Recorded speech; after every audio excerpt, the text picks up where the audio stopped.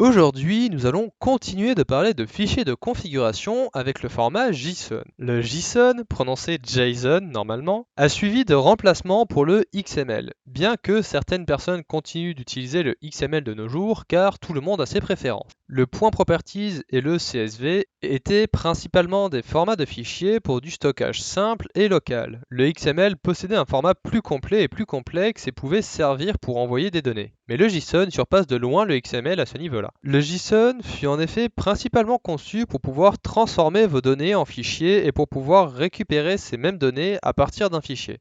Ces concepts s'appellent la sérialisation et la désérialisation. L'avantage de ce système, c'est que cela permet donc à ce format de facilement sauvegarder vos données, de les lire ainsi que de les envoyer. C'est pour cette raison que beaucoup d'API choisissent d'utiliser ce format pour transférer leurs données. Le système du JSON est très bien expliqué sur leur site avec simplement quelques schémas que voici. Comme nous pouvons le constater, tout objet est constitué soit uniquement d'un espace, d'un texte, puis d'un espace, d'un deux points et d'une valeur. Soit on s'arrête là et du coup nous mettons les accolades pour fermer, soit nous reprenons et dans ce cas-là nous ajoutons une virgule. Tous les formats affichés en gras sont des formats qui sont détaillés plus loin et pour le reste il faut les prendre tels qu'ils sont écrits. Pour l'exemple d'un tableau, soit vous faites un tableau vide, soit encore une fois vous mettez une valeur et vous séparez les valeurs avec des virgules à chaque fois. Concernant les valeurs en question, vous pouvez rajouter des espaces, vous avez votre texte au milieu, votre nombre, objet, votre tableau, vrai, faux ou nul.